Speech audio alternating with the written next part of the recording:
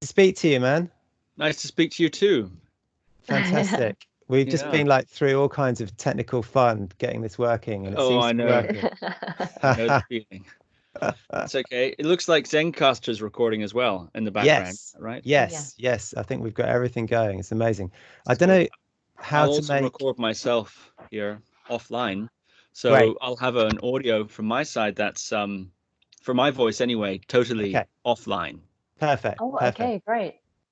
Fantastic. Yeah. Wow. This is a whole. It's a brave new world, Steve. We're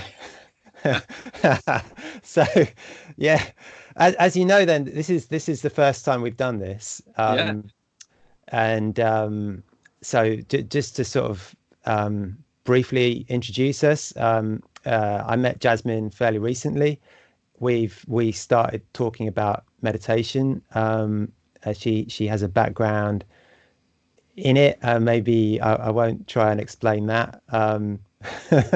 You could do that, Jasmine.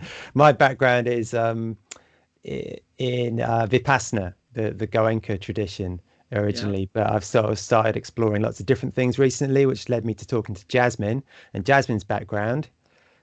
If she can fill us in on that. Yeah, so for myself, I also am a Vipassana practitioner, but I came in through like a yogic path, and I also am now a teacher with Search Inside Yourself. So they are specialized in mindfulness at the workplace. So Cool. it's a range of different techniques and practices that come together.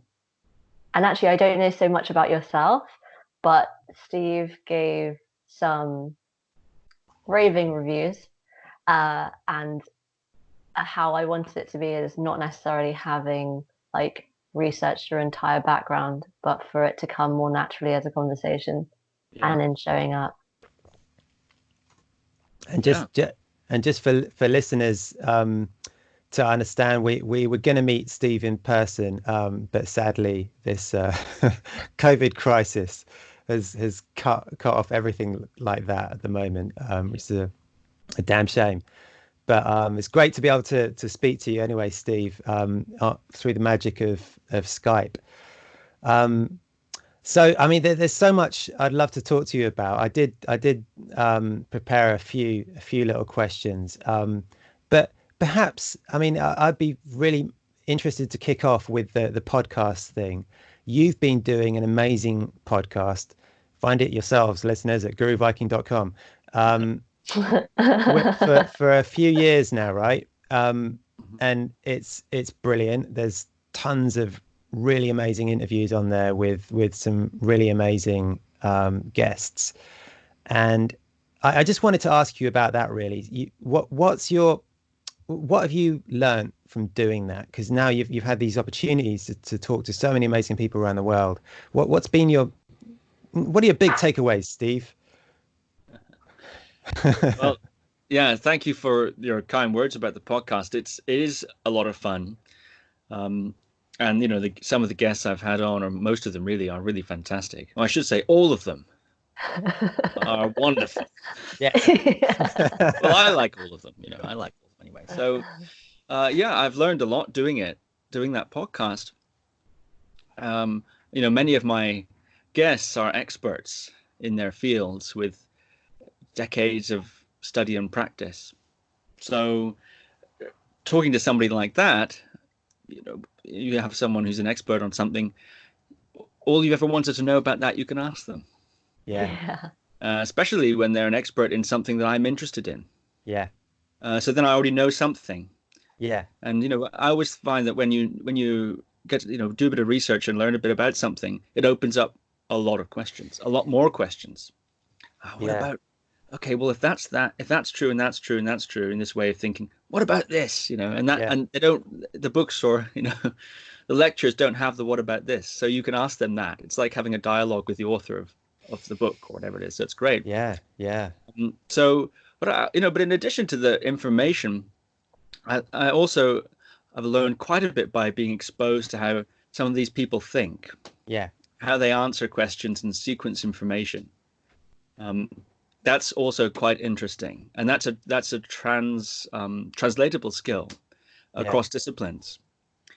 How you organize information, if you're talking about this sort of meditation compared to ancient history or anything really, politics, whatever you want to talk about. I mostly focus on people who are doing meditation, but that way of organizing and prioritizing information is very interesting.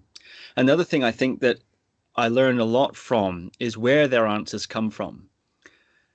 When someone answers from deep personal experience, I think you can track it a little bit to its source. And there's a sort of non-verbal transmission, which sounds very mystical, but it's not that mystical, because how I learned to cook myself, for instance, was with my mother mostly. And she didn't really tell me what to do or how to do it. I mean, there was bits of that, but it was just sort of, she's cooking and then I'm there and then I pick up a few things and I notice things about the way she does it. And I don't even really notice what I'm noticing. Little routines and little protocols that she has that she may or may not be aware of that just come from her many years of experience cooking. Yeah. And it's those 100 little things that you pick up that are, really the secret sauce, I think, a lot of the time. You can't really get that from books. I'm being totally distracted here by my son in the background. Oh. So hello, this is Hello. Luca. Hello, Luca. He's 8 years old. He can be very annoying sometimes, sneaking around the background. He can't even hear us because I'm listening on headphones. I can hear So it. hang on, there you go. You can say hello, Luca. Hello. Hi, Lucas. You're off school, eh? I'm not Lucas. I'm Luca. Luca. Okay. Luca. My apologies. You're off school, are you? There's no school today because of the That's good, isn't government. That's great. Yes. But I still have to do homework Oh no. from my That's a- mom. That's a rubbish apocalypse. Well, that's cool. Right, off you go, Luca. Bye bye. I told you we could get headphones if you wanted to join us. Yes. Right, and shut the door. Okay, thanks. All right. So taking from that, like what's your how has it changed your perspective on the range of I guess, or has it changed your perspective on the range of spiritual experience?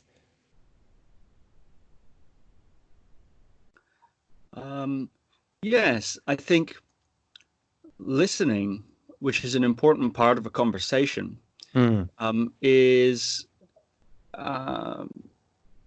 very informative for other kinds of, to learn about other sorts of experiences, other people's experiences.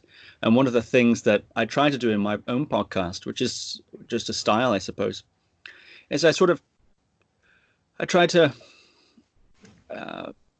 take their worldview in a way, or accept their point of view. So some people would interview a meditator and question certain claims in certain sorts of ways.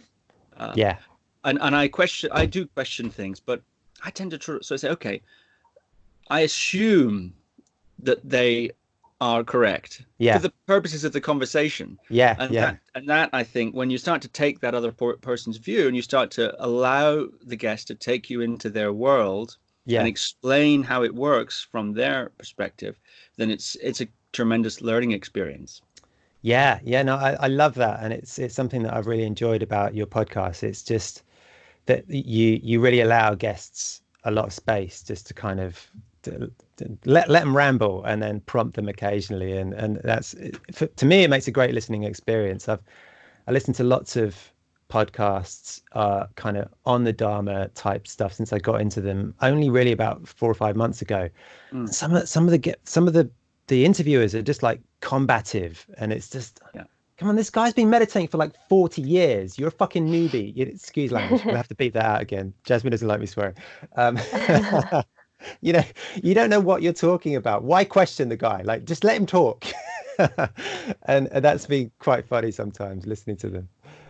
I think the combative approach can be a creative one. It can be. It can in a certain sense, when you put someone against the ropes, they have to be, you might put them in a new spot, and then they have to talk from their perspective in that new spot, which can be quite creative. Yeah, so I don't think it's necessarily a problem to be combative if it's productive and respectful, like respectful combat. It's like the martial arts. Indeed, when you're training with somebody, you're fighting them, but but you also respect them at the same time because they're your training partner, and thanks to them you get to train. And it's a little bit like that with a guest on the podcast. By all means, I think you can be a bit combative if that's a style and it's useful, but there's that sense of I think respect, that we're co-creating this war. I'm going to turn the light on. I didn't know we were going to be on video, so I'm going to turn the light on. Oh, okay, cool. I don't even know if we're going to use it, to be honest, Steve, but we just thought we might as well grab it just in case. Yeah. We also thought that maybe because in being able to see one another, it elicits more connection and understanding. Emotions. We're after the emotions here, Steve. Yeah. So what's your practice like, Steve? For those who don't know. My own personal meditation practice, you mean? Yeah. And particularly maybe in a time of crisis like now, where a lot of people are finding as though mental health and distress is becoming more prominent. Yeah.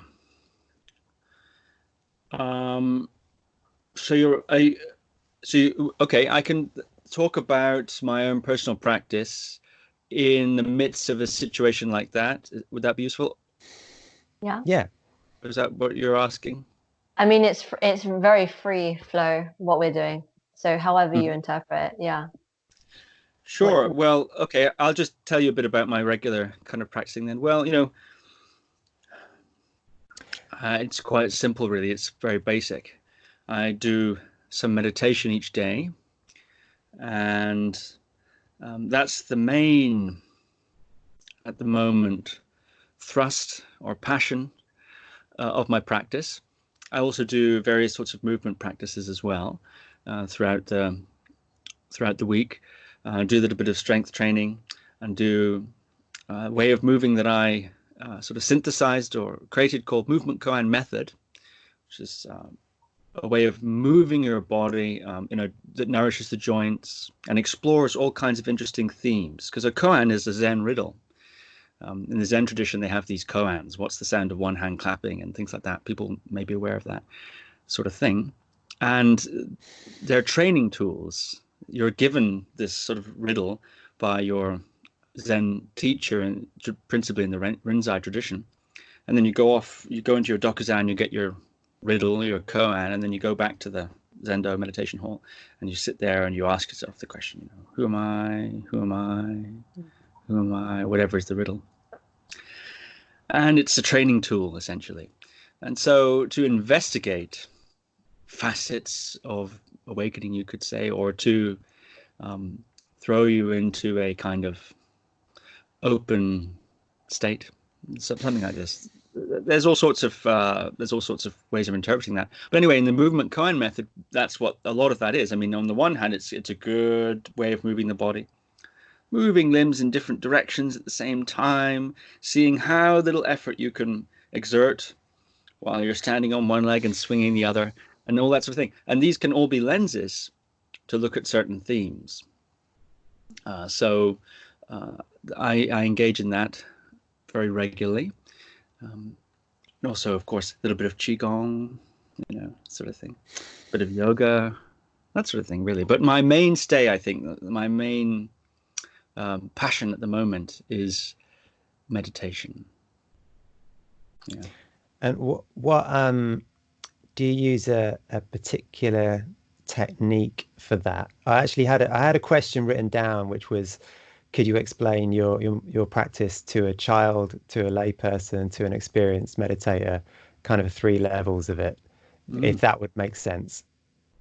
Yeah, Great that's question. a great question. Yeah, it is a great question. Okay, yeah, to a child, the way I'd explain my meditation practice would be, I think when you explain something to a child, the most important thing is the modeling. the modeling. I think now I'm not an expert in child education, so this is my unqualified opinion. I don't have a child, unlike you with Luca there. I don't have a son. So, this is sort of my thing here, but I was once a child. That's true. So that's my source of authority on this. But anyway, I think the most important thing is to model the practice, to be doing it, but also to, in a certain sense, have the practice showing in your life and the way you are, and that will naturally happen. And I find that children seem to be quite receptive to the way you are, and they're very perceptive about all the little things. They pick up all the little things, and you sit there and you sort of try to tell the child, now, this is this and this is that, and very often they just lose interest immediately.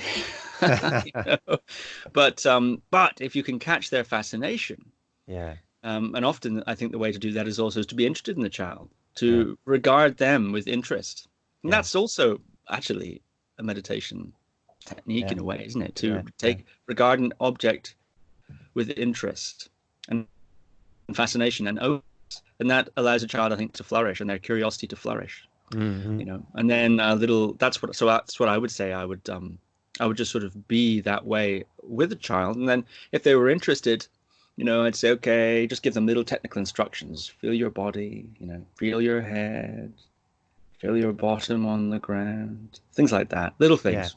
And that's a way of explaining the practice, I think, so that they can get into it a bit. To a lay person, this happened to me very recently.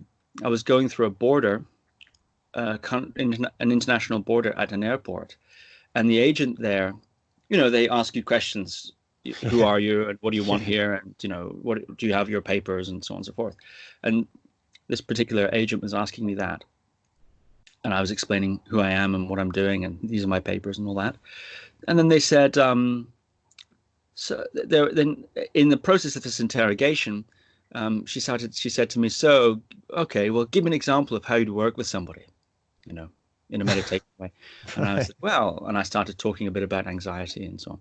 And then she said, oh, interesting. Well, I'm not really, I don't really suffer much with anxiety, but I could use more concentration, more focus. Actually, she said focus. I could use some more focus, And I said, well, that's very interesting.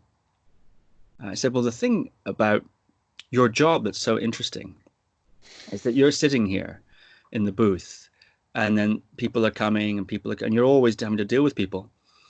People are frightened sometimes or nervous, and you're questioning them.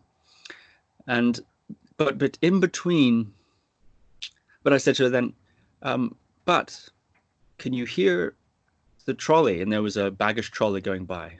And she said, oh, yeah. And I said, can you feel your body with your uniform sitting on the chair? Can you feel that? And she said, yeah. And I said, and then if you look, can you see all the people? Very interesting nationalities, different different colors of clothing. Quite an interesting mix. And she says, yeah. And I said, well, in between each person that comes to see you, you have a moment there where you're basically not needed for anything. So you can, in that moment, listen. What can you hear? Feel. What can you feel in your body? See. What can you see around you? The play of color and light. So in actual fact, your government could be paying you to meditate. So that's how I would explain it to a layperson, is a practical kind of nugget. Yeah. I love that. That's so hilarious. You had a chat with a customs person. Yeah, it was really cool, actually. So funny. Steve, I just to interrupt really quickly, I just realized that it's gonna degrade our audio quality quite a lot. If you've got the sound on speakers, if you've got a pair of headphones knocking about, you could plug in. Just noticed it now. Sorry. That is such a cool story. I love that. It's like it sounds like straight out of a Zen book. Actually, it's like, oh, really? Master, describe your meditation experience. can you hear the sound of the leaves in the trees? It's got that quality of like answering with a question. It's beautiful. Well, those kinds of well, that's what she was asking me. She was sort of asking me the same question. Can you hear me? Yeah. She was asking me the same sort of. She was asking me that question, really, the same question you're asking. But she was asking it partly to ascertain. That's their job, is to ask you questions and see if you're guilty about or something. Yeah. And let me see if I can just change this audio. 1, 2. That's a bit better. Yeah. Great. Yeah. Great. Anyway, and on the other hand, she was interested. She was interested in a certain kind of. She was interested in focus, whatever that means to her. Whatever she thinks focus would give her is what she's really interested in. Obviously, there's something that she thinks if she became more focused, she'd achieve or get, or something would be better. Yeah. And so that's the best way to explain it to somebody, because you can say very little that's right on to what they're interested in. Without having to explain all this unnecessary contextual information. Yeah. And then there's a greater chance of it, I think, being useful for them. Oh, that's beautiful, man. So the third one then, how would you explain what you do to an experienced meditator, perhaps someone who's familiar with Buddhist stuff? Yeah, to an experienced meditator, I would say something like, I'm enjoying. I'd say something like, I'd say, isn't it wonderful? The center falls apart, and everything is alive. Nice. That's what I'd say to an experienced meditator, I think. Isn't it wonderful? That's very poetic also. Nice. I love the different distinguishing ways in which you open and unfold it, and I think a lot of the perspective has been taken from where they're really coming from and showing up with them in that moment. And I think it might be that we'll take an imaginary person, because I'm not going to point a finger at anyone. It might be as though sometimes it's hard to show up in where, bridging that connection from where we're coming from and to translating that to something understandable where someone else can really understand us too. And I think you have a really strong sense of being that is a real strength that you have. Oh, thank you. Nice. I wanted to ask you also about your summer retreat. So last year, dear listener, Steve did 3 hours a day, was it? A home retreat, which is also something that Jasmine will have some perspective on, because she did that for most of a year, I believe. So I'd love to hear how that was for you, and perhaps we could bounce some feels back from Jasmine on that as well. Yeah, that's very interesting. I'm curious now about what Jasmine did, but I suppose I should answer your question first before I ask her questions. But okay.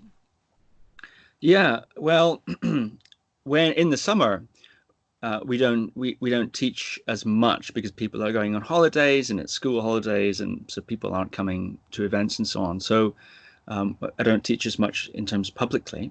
So I come on the boat. I have an hour boat in the UK that I live on, and usually around 6 weeks actually. And there's lots of work to do, calls, business things, all sorts of work to do, just not a lot of traveling and public teaching in that sense. So one of the things that I have done over the last few years is taken that period of time to increase my practice and do more practice than usual, do more meditation than usual during the summer. And the way I do it is I maintain my daily practice, because I think it's so vital to have a sort of golden thread of continuity of regular practice. So whatever I do in my daily practice will stay. So I get up and do my regular kind of thing. And then from there, having done my daily practice, I've kind of I've nailed life. I'm victorious as a meditator because I've done my sort of minimum amount. Yeah. And then from that place of from that positive feedback loop of victory of having done my relatively easy daily practice, Yeah. I then do more. And so usually I do 4 hours then throughout the day, either in one block or 2 blocks or 3 blocks or 4 blocks, depending. That's what I did. And this last one, I took the theme of, I took one meditation technique, and other than my daily practice, I took one meditation technique and did that the entire time, all the time, which was focusing on the sensations that reveal the presence of the breath at the nostrils. So standard sort of thing that I think many people know about, focusing on the feeling, the sensations of the breath. And that's what I did for those 6 weeks. It was very interesting. Yeah, I can imagine. Let alone just like when you're in a silent meditation and then you're just doing exactly that for 4 days. I mean, even though it's broken up in how you've done it over that period of time, I'm sure that the effects were very intense. Yeah. I'm super keen to know what kind of experience you had and what it was like doing that. Yeah. Well, as you rightly say, it's sort of a half retreat in a way, or a mini retreat, because I was doing other things during the day, other times, but still 4 hours is substantial enough increase from what I normally do to, produce an interesting outcome, you could say, or to be interesting, or to have an effect, if you want, or whatever. And so I learned a lot of things during that time. One of the things that's about meditation is, of course, there are many, many different sorts of meditations. And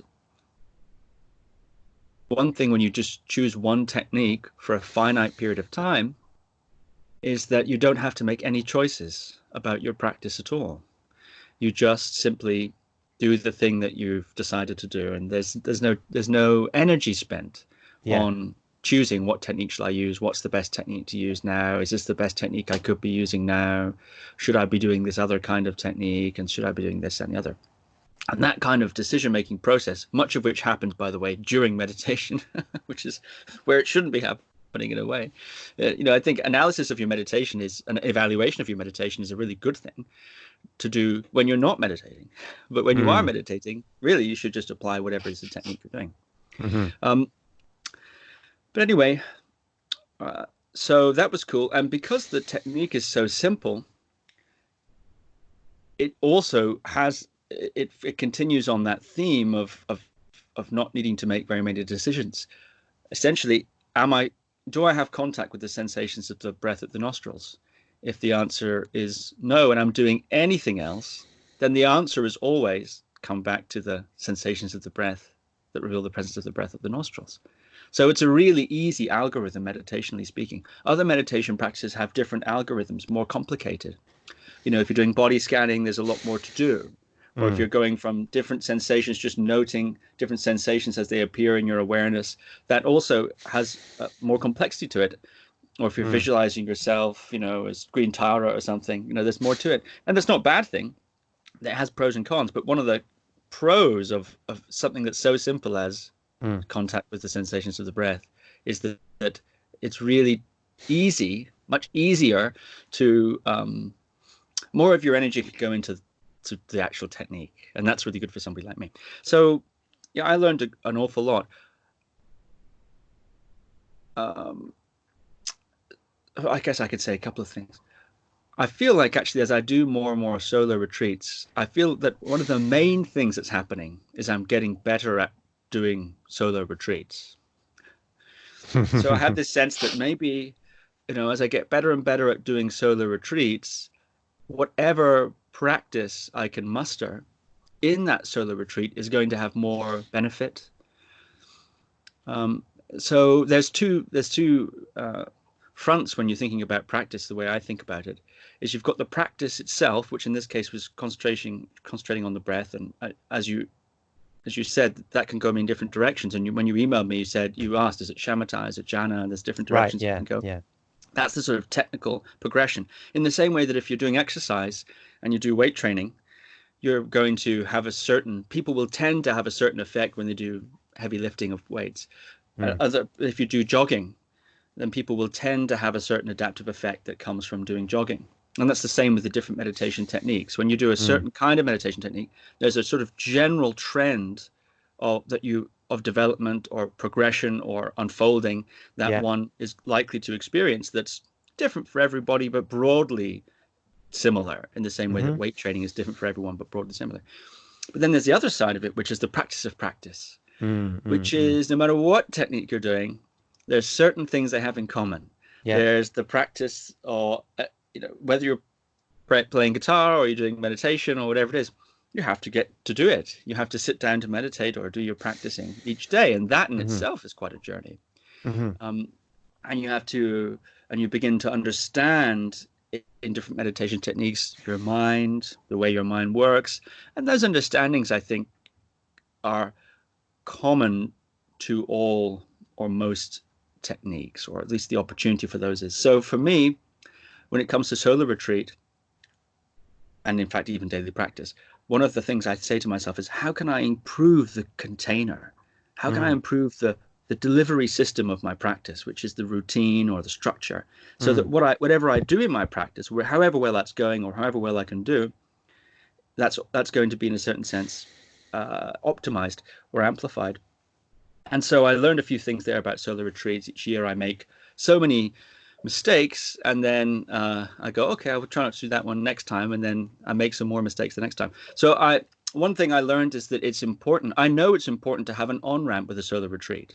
An on-ramp is a few days where you do not, where you sort of gradually get into it. So if your goal is to sit like I was doing 4 hours, maybe you just start off with your regular practice, add an hour, add a couple of hours. It's very relaxed, and you're kind of just getting into it, and you're coming down from regular busy traveling around, teaching things, talking to people live, into that more contemplative space. And I think it's good to do that gradually.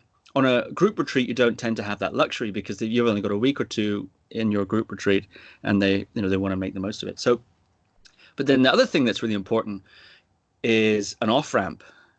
And that's something I didn't do this summer. I was so loving it, my practice, and so having a nice time, that I wanted to keep practicing right up to the moment I had to walk out the door to the airport, that sort of thing.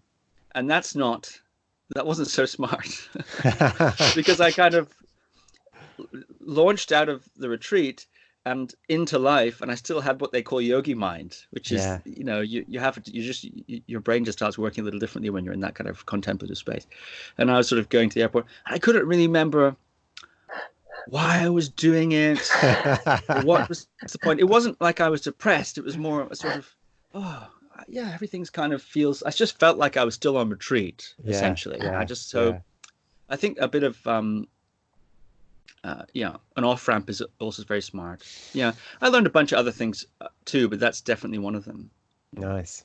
And an experience that I had that was interesting regarding the actual meditation part itself was that, of course, one has a certain level of concentration and ability to pay attention to what it is you want to pay attention to. And the opposite of concentration, you could say, is distractibility. So, and very often when you sit there and you focus on the breath, then suddenly you find yourself washed up like a surfer washed up on a beach. You find yourself thinking about something else. You're no longer contacted with the breath. You think about something else. And you think, oh, I didn't notice that I was thinking about something else. I didn't notice I left the object. I just found myself washed up on the shore of distraction. And then you're washed up and you go, oh, and in that moment you go, oh, you're no longer distracted. And of course, as we all know, you come back to the breath. Well, as you keep doing that, your concentration can begin to improve. And what previously would have knocked you off into distraction, you get maybe a couple of seconds more lead time. initially. So you get a little bit longer where that material that previously would have knocked you off doesn't knock you off yet, which means you're conscious for something that previously you would have been unconscious for. A little bit of a certain kind of a content. So that's very interesting. You begin to see, or I began to see, certain content, and then of course then it knocks you off into distraction, and you come back, and so on and so forth. Eventually you can get to the point where you can have entire weather systems of thought or emotion or memory or activation can come up in your body, play out fully, and then die off or recede without losing contact with the object, which means you're there for the entire thing.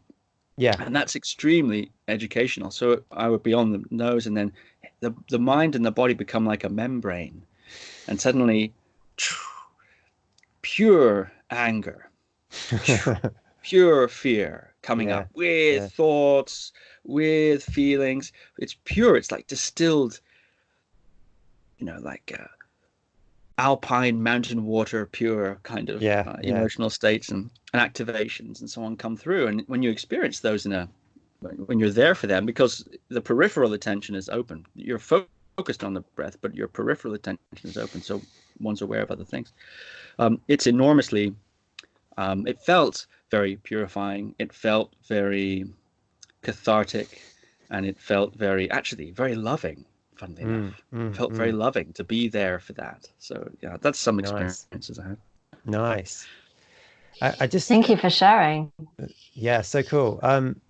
So a big discovery for me in the past few months has been the jhanas, which for listeners who don't know this stuff, are kind of an very old, I think even pre-Buddhist, like maps of various states of awareness that one can go through, one can develop through awareness practice. I'm kind of caging that because I'm trying to be careful with the terminology. It's sometimes called concentration states, but I don't like that term because I don't think it's very helpful in getting into them. Otherwise known as, what was it? There's a nice translation of jhana, which is something like it's like a stateful awareness or calm contemplation, or it's like those kind of things they frame it with. Anyhow, that's been a big discovery for me recently in terms of reading the literature on it and then having experiences that seem to match it quite precisely in a really interesting way. And you never know how much of that is scripting and how much of it is really there. But it seems to be, in my experience recently anyway, very kind of a dependable sequence of events happens in this type of meditation. And I just wanted to dig into your experience with that, and if it kind of informed what you were doing in the Anapana stuff, the concentration on breath meditation, also known as Anapana. Mm-hmm. That's very interesting. Well, now I still have my bookmark question for Jasmine about her year of doing 3 hours a day. Yes. Sorry, I want to come back to that, but that's interesting. So what are you doing then with the jhanas? You presumably have some sort of technique that you're using to enter into these, as they're sometimes called, absorption states. So I picked up on the fire casino, as it's called, via Daniel Ingram, who co-wrote a book on it. And really succinctly, it is meditating whilst using a visual, some sort of visual focus. It could be as simple as, and like any object you could use, a piece of paper on the wall or a candle. And I started with a candle. Lately, I've just been using a little torch for the same thing. And what I found is that very quickly allows me to access these states. It seems to open a door much quicker than breathing meditation did for me. And that's led me into all kinds of very interesting, kind of sometimes quite explosive fireworky experiences through that door. And what I've been exploring recently is, as I mentioned, these different stages, and they seem to be kind of progressively opening up as I go through these meditations, and they seem to match quite closely as I'm like, what the hell is this? So for the past 10 days or so, this thing started happening, and I was like, what the hell? It's what just happened there, kind of thing. And I'm trying to match it to other things I've read about. And my closest analog for it now is it's probably fourth jhana. That's kind of what seems to be happening in this meditation. What's happening? Can you describe the phenomenology? So my first experience of it was, okay, so for again, for anyone who doesn't know what the jhanas are, I'll go through them real quick. I'll go through them real quick. The first one is you're concentrating, and you need effort to concentrate. I've also read that they go from very light versions of this sort of thing to incredibly deep versions, and I think I'm somewhere in the light end of this, because I'm not on retreat. I'm just doing daily practice. The first one, you need to concentrate. The second one, you don't, and all kinds of that in the old Pali language, they call them piti and sukha, which are two types of enjoyment, basically. One is like ecstasy, and the other one is like kind of like a kind of real enjoyment of that ecstasy, something like that. That happens in the second one. The third one, you get less of one type of enjoyment and some of the other. The fourth one, you get neither types of enjoyment. You are just purely in the moment.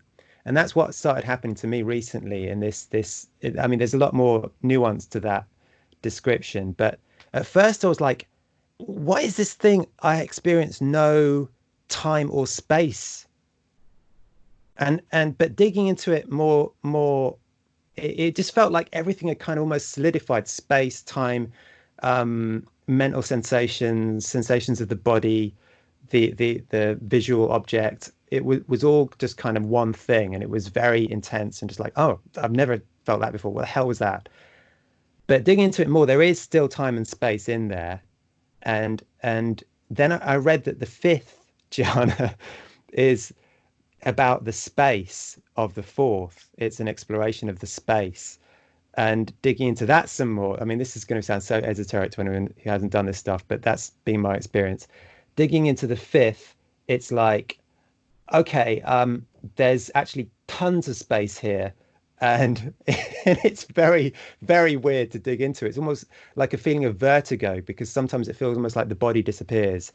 So that's been, in a nutshell, my recent experiments with jhanic meditation. And I just wanted to I'll ask you about how that went with the breathing meditation. Basically, what kind of states were you exploring? Yeah, well, I'm happy to say that. But may I ask you one more question? So, what's your daily routine then in terms of practice? I think someone listening to that description might, someone listening being me, I'm interested in what your daily practice is in terms of, say, you do half an hour, or you do, you wake up 3 a.m, you do 7 hours. I mean, No, it's very lightweight at the moment. I mean, I'm doing between 30 and 60 minutes a day most days, usually in one sit, usually in the morning. And I'm starting by sitting in a quiet, or not so quiet space sometimes. I've just got like family and friends next door, and it's all kicking off with football on the wall. But I'll focus on a candle or an LED light to start with, and then continue focusing on that, and then focus on the after image as I shut my eyes after a minute or so. And that leads into all the other stuff. Basically, that's been my experience of it. Cool. Yeah. So you're asking me now about jhana specifically regarding the summer retreat. Yeah. Is it something you've explored? And did you find that, what were your, I'm just trying to dig into the phenomenology of your retreat a bit. Yeah.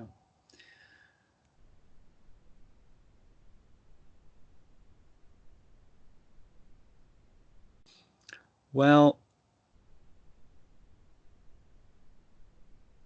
yeah, I have explored jhanas to a certain degree, and as you're saying there is quite a wide range of interpretations and standards and methods. That's part of the fun of meditation. There's lots of different ideas about it. Yeah. And I actually interviewed someone from what you would say the lighter end of things, Lee Brasington. Oh yeah, who was a student of IIKEMA, and he wrote a book called Right Concentration, a practical guide to the jhanas, I think. And that's a really interesting book. So that's I think one of the well circulated books about the lighter end of jhana.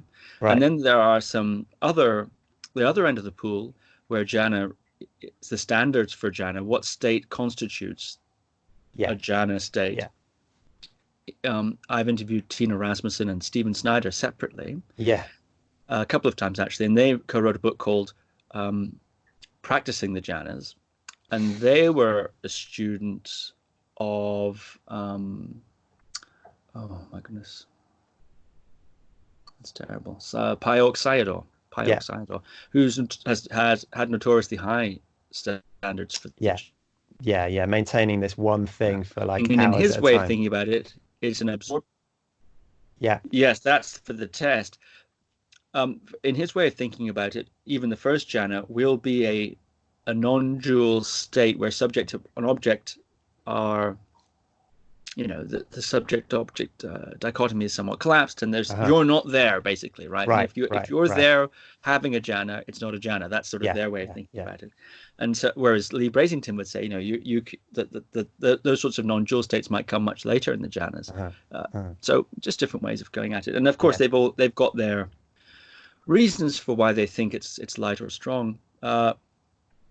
My experience of the jhanas, I think states of complete absorption and dissolution have happened to me accidentally. Mm-hmm. So I'm not able to sit down and go through the deep jhanas like Tina Rasmussen and Stephen Snyder did on their retreat, where part of their test, as you hinted at, they'd have to enter a jhana, and as they enter it, they set an intention to come out. A little bit like, when I don't know if you've ever tried this, you can make yourself wake up in the morning. So you have to wake up at like 6 in the morning. Then you can set an intention for 5:55. You've got an alarm for 6, so you don't, lose your job and ruin your life. But on the other hand, you can still play the game and say, right, let me get up at 5:02 or something like that, or 59 minutes past 5. You can really set that. And then you wake up naturally before your alarm. That's a fun game. So I think it's something like that. And they sit down, and she would say, okay, Tina or Stephen would have to say, okay, they'd intend to come out of the jhana in 2 hours or 3 hours or 4 hours. And they go into the jhana state, entering it at will and exiting it at will. They look at the clock, and if it was 3 hours 58, they did not pass. It reminds me of I'm quite into doing sort of outdoorsy things, and my very first survival course, we were taught to make fires, right? And one of our tests was we had to make a 3-minute fire, and the idea is to understand the rate of how things burn, because it's one thing to be able to make a fire; it's another thing to understand a fire. If you make a huge fire, then there's a saying that if you make a big fire, you keep warm getting firewood. If you make a small fire, you keep warm from the fire. So it's up to you, what you want to do. And so you have to kind of learn the rate of burn. And so you'd make your little fire, and then you'd try to light it, and then you light it, and you'd say to the instructor, okay, time me. And then you've got to sit there and wait, and it should be out in 3 minutes. So how, you understand. Right. So it's a bit like that. It's an interesting test. It's similar to the jhana test in a way. I would say my summer retreat was not especially focused on the jhanas. Probably more in the somewhat shamatha direction. It didn't open up. The jhana angle didn't open up particularly. I was more, I encountered various obstacles in my practice as well, but also, yeah. So I noticed, for instance, sometimes I'd sit down, say it's week 3 or 4, and I sit down and I feel, wow, I'm sitting down to this third session of the day, and it feels much like the first one. Why is that? I should be deepening throughout the day, perhaps, maybe not. And then I realized any screen time drastically drains the concentration. So, okay, but my life involves a lot of screen time. Yeah. So, okay, that's fine. So then you work with the effect of screen time. Yeah. And that's a very valid approach, I think. So I would say the jhanas were not a strong feature of this year's retreat. In the past, they have been stronger. But in this one, it had more of a kind of, some more shamatha kind of feeling, purification, falling in love with the sort of the kindness of mundane experience. I think falling in love with the mundane maybe would be more characteristic. Nice. And then a lot of classic concentration things came up. I had lots of drowsiness, sinking into sort of these beautiful. That's not a jhana. It feels a little bit like a jhana because you're sort of sinking. It's so nice, and the time goes fast, but it lacks the awakeness. You see that you need. You need calm. Shine, you need calm abiding, but you do need that abiding. You need the awakefulness, not just the calmness. Right. So that's my answer. Yeah, that's the phrase I was looking for earlier. Calm abiding. It's a nice one. Yeah, nice. Yeah. So before I forget, Jasmine, can you talk to us about your thing? Quickly go to the bathroom. All right, go for it. Because I've had too much tea. No, I like that we're able to do that in this podcast. It's just a natural chat. You've got to take breaks and all the rest of it. So, the other thing that I wanted to dig into, I'm also aware we're 52 minutes in. I've got time. We are all on lockdown in this country, so I know, right? We could talk all day, man. We could the next 3 months. Oh my gosh. Well, that's great to hear. I wanted to ask about your thoughts on the current moment. So for anyone listening in the future, we are in the end of week 1 of lockdown. Yes, sure. Just my son there grabbing his iPad. We're in the end of the first week, basically, of lockdown of the UK, and it doesn't feel much like a lockdown yet. But the streets of my local high streets have got queues in them to the food shops, and it's just a weird kind of feeling with, we can't buy like eggs anywhere, and like basic sort of things like that are disappearing. It's a strange moment. Everyone's freaking out. People are wearing masks in the street, and the world is going to shut down for a few months, basically, as everyone finds out about this virus. So, what are your thoughts on it, Steve? And how would you recommend for anyone who's listening who maybe they don't have any kind of meditation practice, or they're developing one for the first time, perhaps via an app or something like that? What would your advice be to people out there, how to approach this moment in history? You went from my thoughts on it to advice on how to approach this moment in history. Okay, let's go with thoughts first. That's easier, right? Yeah. Well, well, I think maybe the second question. The thing is, from a meditation point of view, it's business as usual. Yeah. And our stock and trade in meditation is human experience, whether it's the sukha or the dukkha, as you say, whether it's blissful jhanic states or fear, sickness, death, and in a way that's business as usual in terms of meditation. If I was talking to somebody, as you said, who's beginning a meditation practice, I would say something like, with high intensity, Mm. a lower dose has a higher effect. So what I mean by that is there's variables in any, let's take physical training situation. Mm-hmm. You have variables, intensity, frequency, and duration. Mm. And I learned this way of approaching things from my main meditation teacher, Shinzen Young, or one of my main meditation teachers. And, frequency, if you want to increase your training effect, you can train more often. If you want to increase, from a meditation point of view, that would mean maybe doing more than one session a day, or going from once a week to 3 times a week, or whatever it is. If you wanted to increase your practice. The other is duration, which means you do it for a bit longer. So rather than 5 minutes, maybe you do 10 minutes or something like this. Or maybe then 15 minutes, you try 20 minutes. So that's an increase in duration. And there's also intensity. So in a weight training situation, that would be a heavier weight. Sure, you can do more reps. You can make the reps last longer, so doing a slow kind of bench press rather than a fast one, or you can put more weight on the bar. Any of those three adjustments will affect the training effect. So in a time of high stress, or a time of very much difficulty, whether it's physical pain, emotional pain, such as fear and uncertainty, hunger, etc., that's like having a heavy weight on the bar.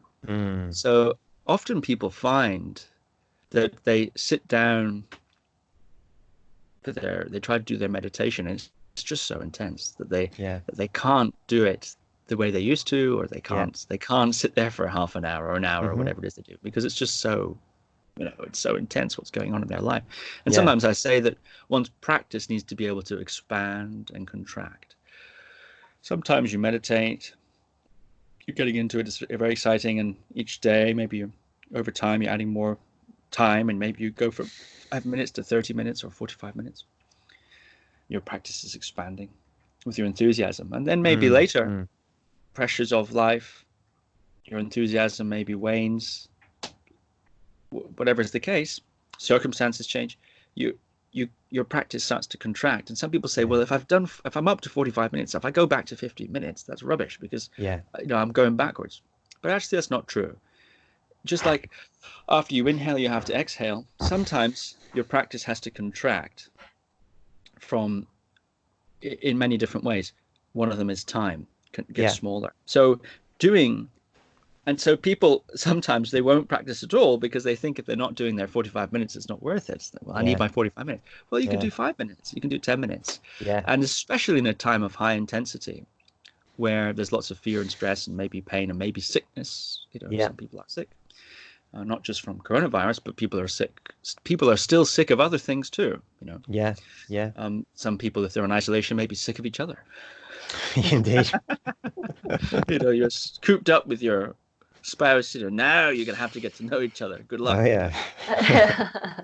Anyway, but that increased intensity, if you can bring almost devotional quality of good, best you can practice for a short period of time, it's actually quite good. So in a way, from a meditation point of view, because seeing as you're asking me to advise somebody who's beginning meditation, you can be reassured that this is part of the program. It's within the stress threshold of meditation. It's one of the things it's designed for, and that a little goes a long way, especially when things are intense. And even if you meditate, you may expect to meditate and become calm. What you may find when you meditate is that you actually feel the stress and fear more clearly, because one of the things that we do when we don't feel very nice is we engage in other activities. Everyone knows that. You do anything else, read a book, watch the Netflix, do these things. And that's fine. That's part of coping. But when you meditate, there's not an awful lot standing between you and what you're actually feeling, what's there to be felt. And so you may notice that you are able to feel more clearly your fear and concern. And you think, well, is that because I'm meditating poorly? No, it's not because you're meditating poorly. It's because that's underneath That's what's actually that's what's going on inside of you, and you're just contacting it now and seeing it a bit more clearly. So it's nice to know that, and by seeing it more clearly and trying to relax and trying to let it be there and applying whatever the technique you may have, that's a productive way of relating to those things. So over time, it's a good thing, essentially. It improves a little bit your resilience, perhaps, maybe releases and relaxes some of that fear and stress. At the very least, it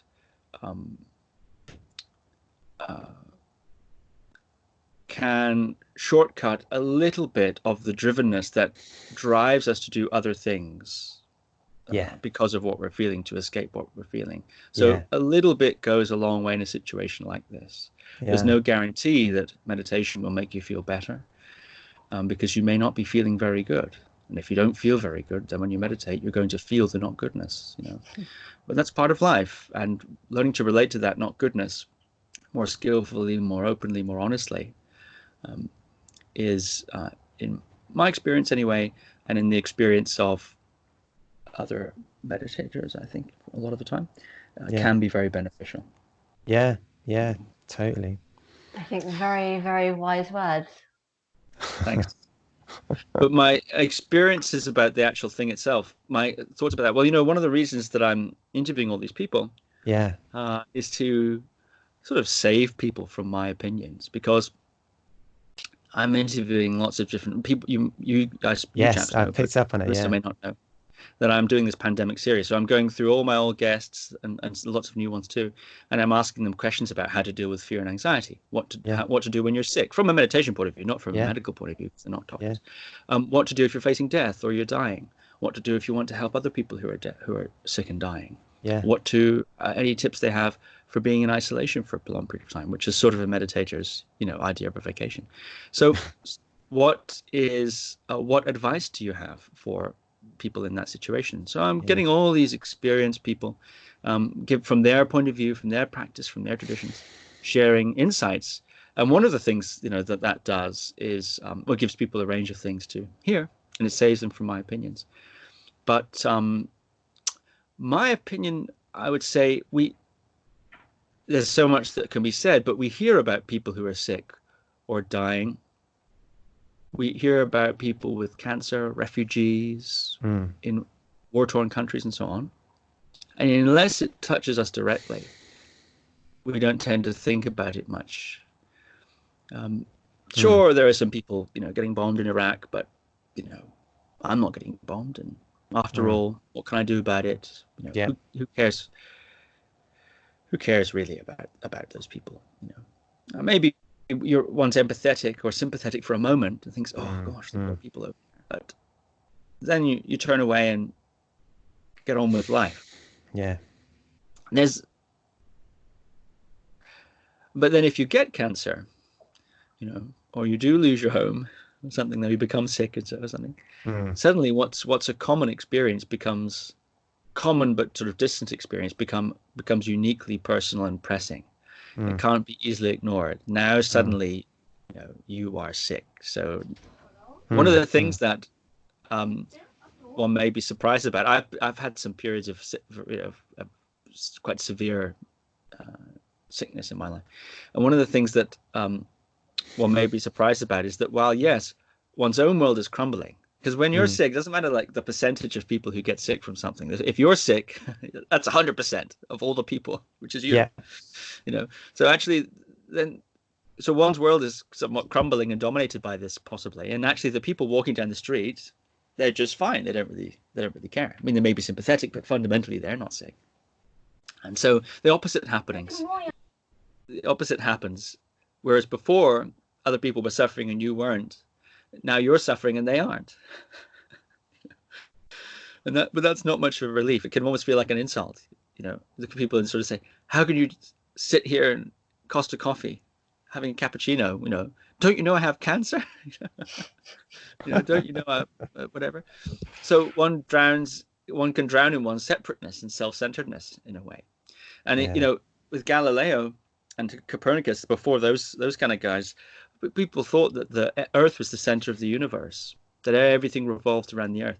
And then Galileo and Copernicus and people like that said, oh, actually, it looks like the Earth revolves around the sun. So we're not the center of the universe. But actually, also, the sun revolves around, is part of this Milky Way, right? Revolving around another center. And the Earth is a center, relatively speaking, because the moon revolves around the Earth and satellites revolve around the Earth. So it's not fair to say that the Earth isn't a center. It's just not the center. And that's similar to us. It's not fair to say to somebody, you're not the center. It's not fair to say to someone, you're not a center of the universe. You're just not the center. So that's one of the things I think that can come from meditating and just life experience also, is to recognize that you're a center among centers. And if you really examine that center, your point of view, it has been alleged that one of the things you may notice is that it's fundamentally dependent on relationship with everything else. It doesn't exist by itself. It exists in relationship to everything else, interdependence. There's an ebb and a flow. You draw from your environment nutrition, you draw from your environment oxygen, you also draw from your environment your own subjectivity. The only reason I know I'm over here is because you're over there. Now to you, you're here and I'm over there.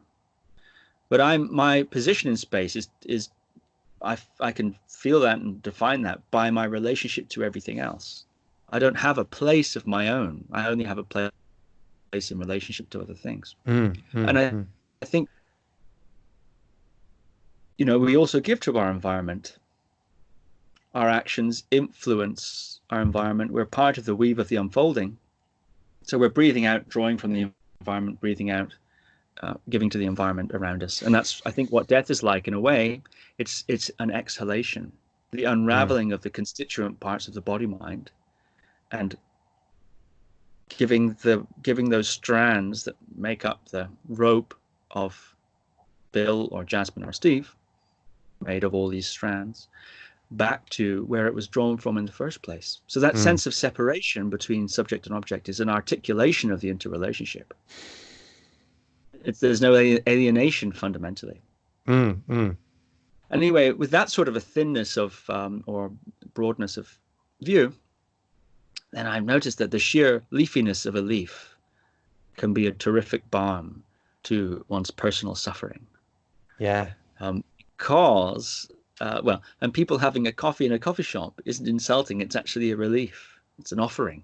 Yeah. It's sort of the play of the very same life that you are. Yeah. And that's quite wonderful. It's quite nice. wonderful.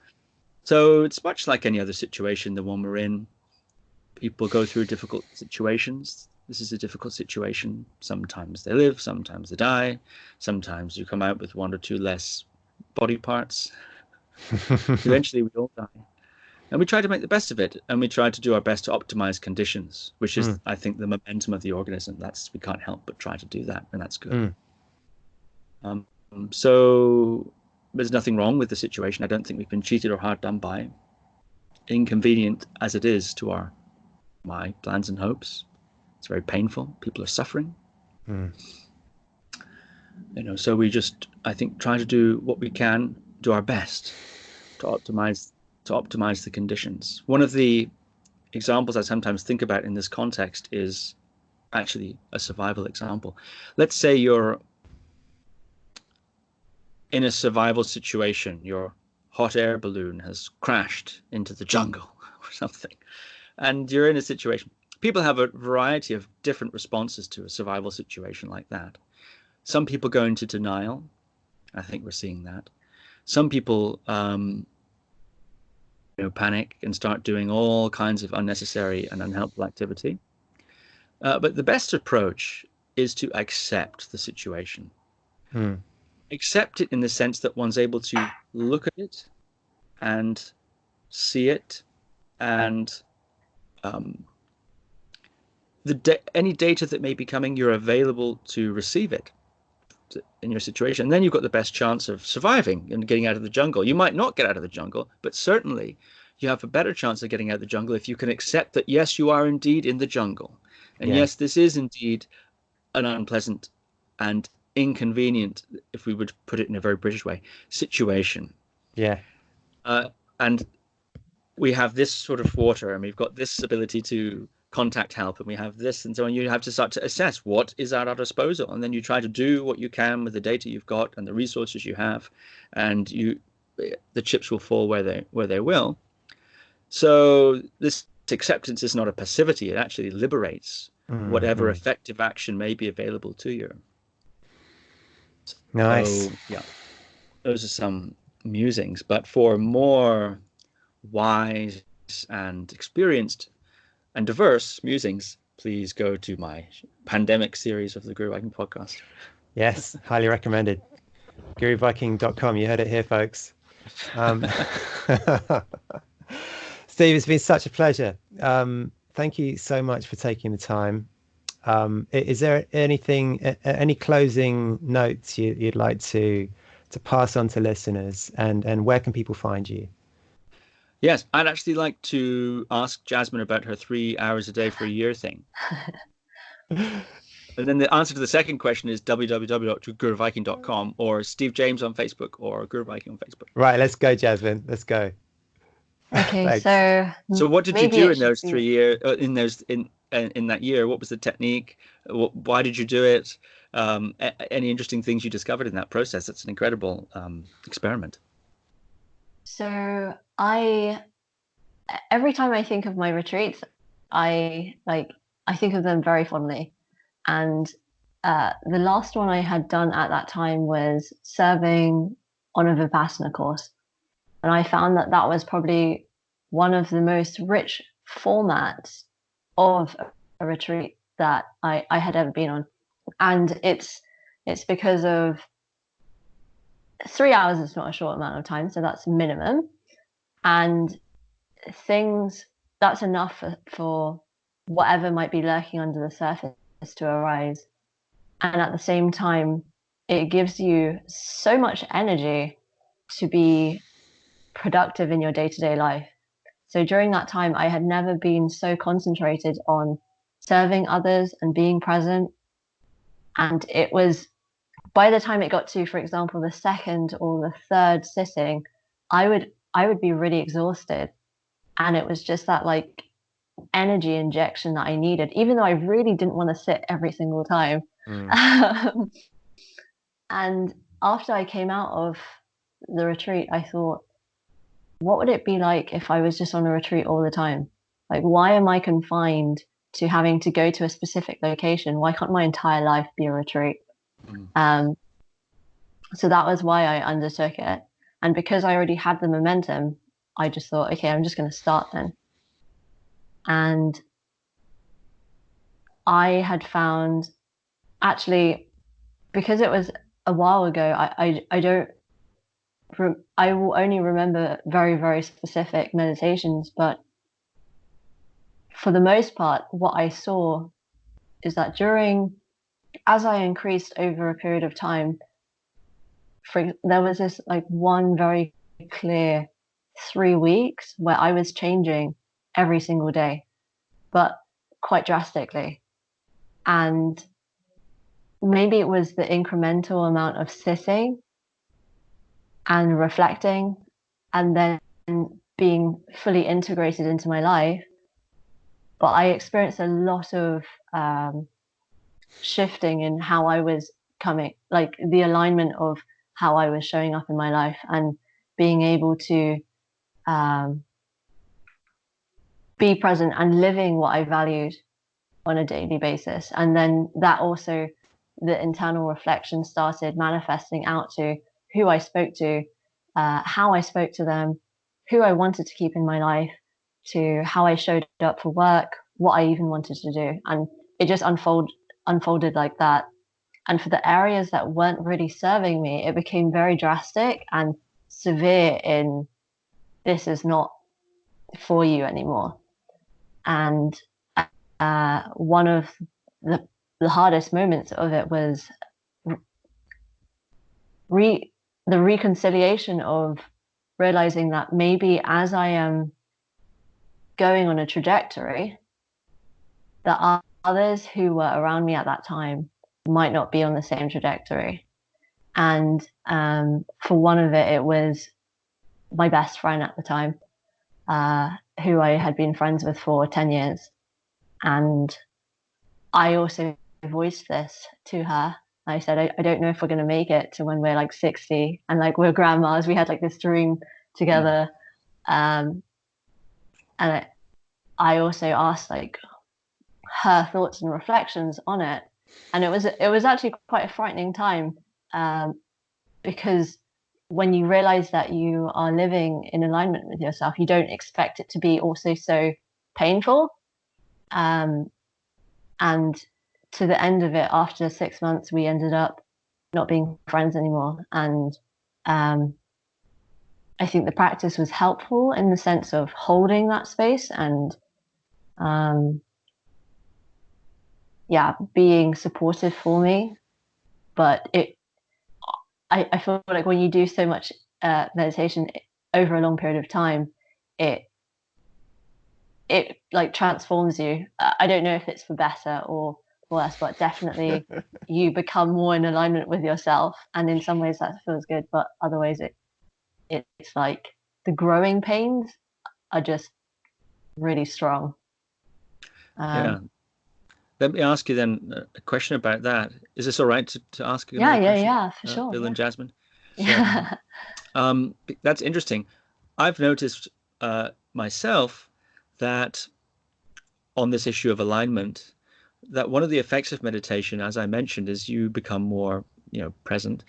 When I talked about concentration before, is when your concentration gets a little bit more, and you start to become distracted, it takes you a little bit longer to get distracted, and you start to see a little bit of more of the thing that would have been distracting you. You sort of see it coming in a way. You start to say, oh, okay. You start to see what your mind's actually doing. You get to know yourself. Also, there could be a sense of sensory clarity where you begin to unravel the threads that make up the rope of certain experiences. So in other words, I think I'm doing one thing, and indeed I am. That's the veneer. But the motivations and needs that I'm attempting to satisfy through that action are a myriad. There's many of them. And one begins to notice, the example of meditation, I think, is when you want to scratch your nose and you don't. And you realize that you don't really have an itchy nose. What it really is that you're just sitting there. And for whatever reason, you feel like if you don't do something and act upon something in your environment, you think, I've got to do something. I feel like agitated or bored or something. So let me just do something, right? And you realize that the itchy nose is just, in a way, it's the top level of that motivational structure. And I've noticed myself that some of my behaviors have been disrupted when I've begun to penetrate the motivational structures at play. And I think, gosh, do I really want to sign off on that? Do I really want to use this behavior for that outcome? Now that I know part of they say that if you knew how the food was cooked, you wouldn't eat at the restaurant. If you could see what goes on in the kitchen. It's a little bit like seeing what's going on in the kitchen of your mind. And you go to think, wow, I thought I was doing X, but actually I'm doing all these other things as well. Anyway, that I noticed for myself can cause a bit of a crisis, because suddenly you think, well, if I'm not going to do that, what am I going to do? That's the pattern that I know. If I don't do that, you're taking a left turn off the rails into any kind of possibility. There are no other tracks, because that's just what you've always done. And then you go into this other realm of possibilities, can be quite stressful. Well, who am I if I'm not that person who does that thing? It can be a bit of an identity crisis, or certainly it can be a little bit of an action crisis. Well, if I'm not going to fulfill my needs this way, or if I'm not going to pursue that course of action, what do I do with it? How do I do it? What do I make it left or right? Anyway, that's an anatomy of an experience that or a trend I've noticed to do with what I think you're talking about when you say integrity or authenticity or alignment. But what's the anatomy of that alignment piece that you're describing?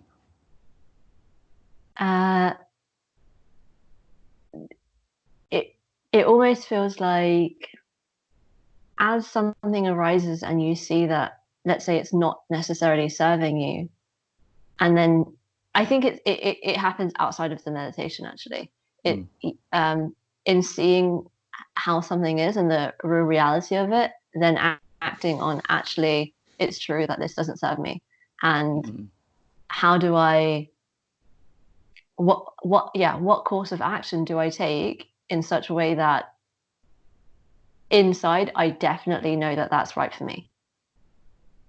So for myself, it was, will I still continue this friendship, or how does it evolve after this, or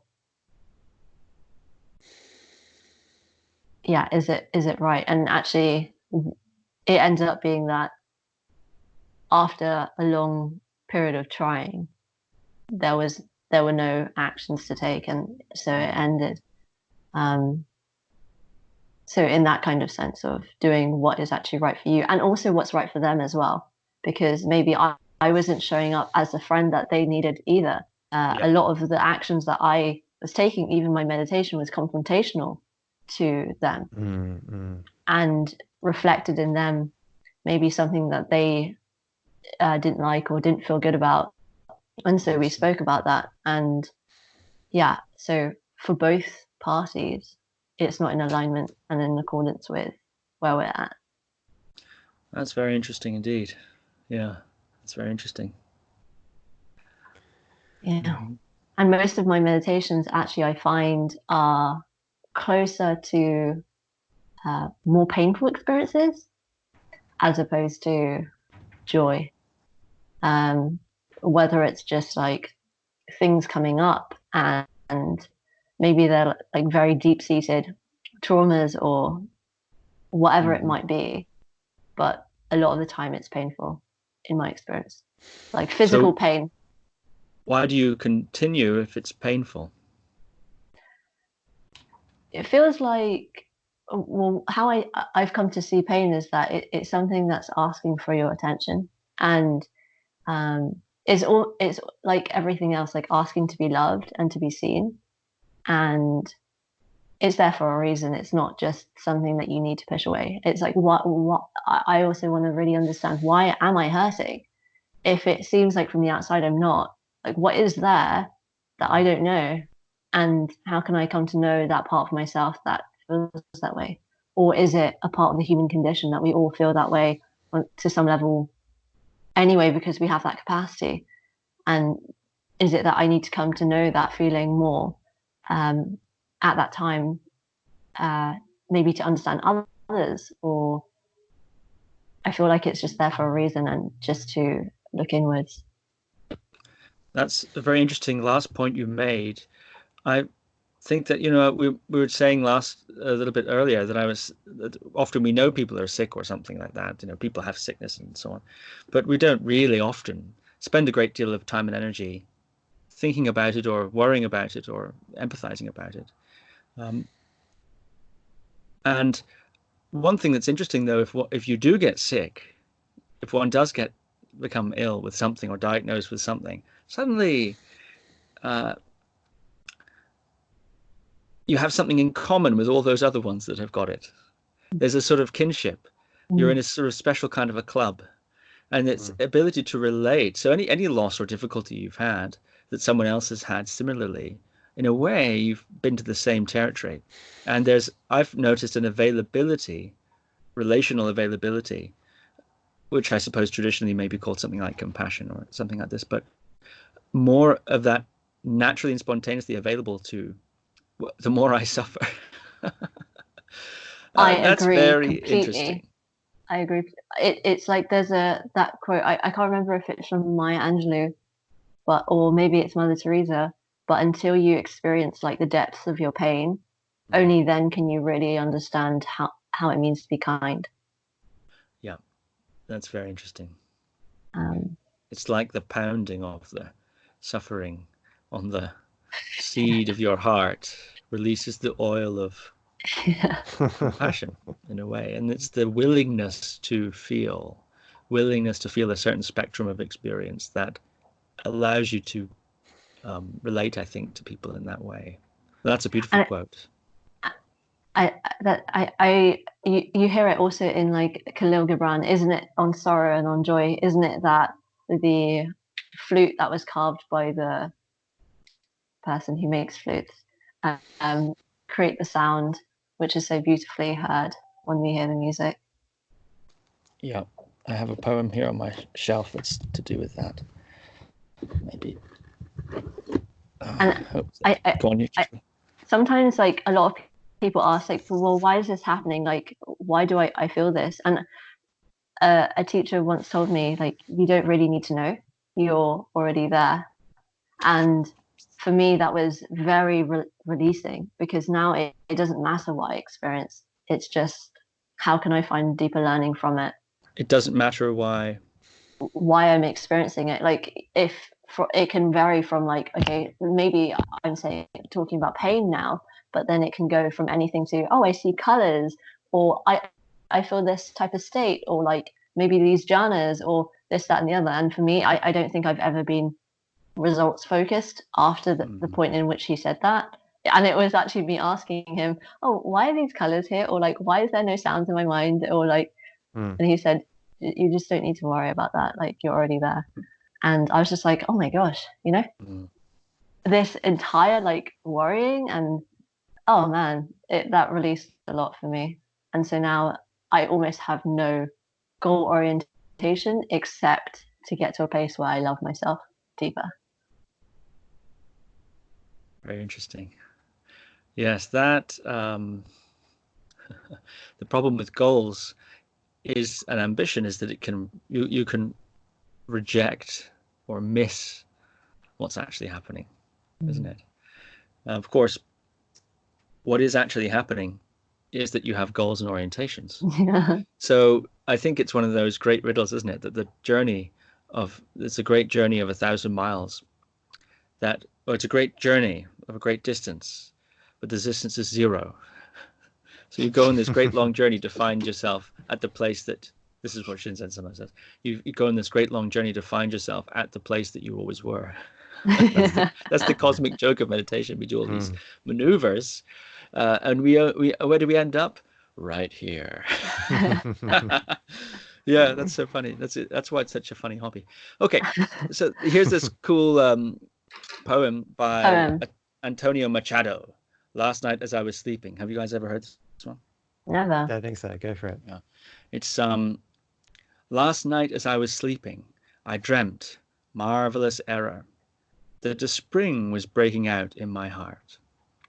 I said, along which secret aqueduct, O water, are you coming to me, water of a new life that I've never drunk? Last night as I was sleeping, I dreamt, marvelous error, that I had a beehive here inside my heart, and the golden bees were making white combs and sweet honey from my old failures. Last night as I was sleeping, I dreamt, marvelous error, that a fiery sun was giving light inside my heart. It was fiery because I felt warmth as from a hearth, and sun because it gave light and brought tears to my eyes. Last night as I slept, I dreamt, marvelous error, that it was God I had here inside my heart. And the thing about that poem that's so interesting, these metaphors of the heart, a spring breaking out in the heart is the first metaphor. And I think it's like that sometimes. You have this upwelling of love, compassion. It seems to break out from the hard ground of our, whatever, of the hard ground. It comes and it's like, wow, where did you come from? Along which secret aqueduct, O water, are you coming to me? Water of a new life that I've never drunk. And that's the other thing about compassion, is that and love, it always feels and tastes fresh. Even though it's the one taste that everything tastes of, somehow it's always fresh and new and, as delightful to taste as the first taste. And then the next metaphor is about the beehive. I have a beehive and the golden bees making white combs and sweet honey from my old failures. And that speaks to me anyway of that. Our failures and difficulties and sufferings are, in a certain sense, making that sweet honey of, say, compassion, openness, sweetness, tenderness that comes from, as we've been discussing. Yeah. And then the last part about the fire, and it says, a fiery sun was giving light inside my heart. Fiery because I felt warmth as from a hearth. And isn't it the case that sometimes love has a warming effect? The cold, austere lines and forms and emotions, even like pain, as you said, can be warmed somehow and loved into with that. And then the sun, because it gave light and brought tears to my eyes. I also think compassion allows us to see things more clearly, because with compassion, you're willing, that's the light part, you're willing to see and feel and actually be with. You described being with your pain. You're able to, you're saying you meditate and it hurts a lot, but somehow that's not a problem. Being with your pain is not a problem. You've learned that pain is for a reason, and you said, and that you can actually love your pain, and that actually loving your pain is a good thing to do. So pain needs love too, you know. And then the brought tears to my eyes part. I think that's what happens, isn't it? Sometimes the eyes leak when love and compassion is there for whatever reason. You know, I think it's a thing that human beings do. We sometimes have tears that come when we feel that compassion. You know, so it's a marvelous and mysterious thing to be a human being, caught in the midst of going and coming and wanting and not wanting, and sort of pressed from the outside, pressed from the inside, you know, viruses, all sorts of things happening. It's just what a strange thing it is to be alive. Steve, thank you so much. I've really got to go. Jasmine, thank you also. Thanks, Such Bill. a pleasure. Thanks, Jasmine. Both. Yeah, And, thank you. Let's connect as well on yeah. Yeah. We should all stay in touch. It's a shame we couldn't do this in person, but thanks so much for inviting me, Bill. Nice to meet you, Jasmine. Yeah, lovely to meet you. Such Thank you for sharing as well, all your thoughts. It'd be great to get a link to that poem. We can drop it in the author in the show notes. Yeah, I can send it to you. Yeah, thank you so much, and thank you to anyone who's listening. Do let us know what you thought of the episode, and there'll be more soon with a bit of luck. Thanks, Steve.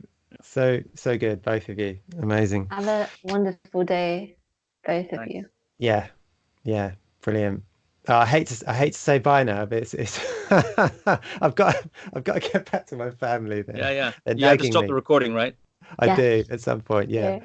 All right. If you press stop as well. Yeah, I'll do that in what's it called, Zencaster. All right, I'm doing that now. Boom. And also on Skype. And on Skype, it does it on its own, I think, when we end the call.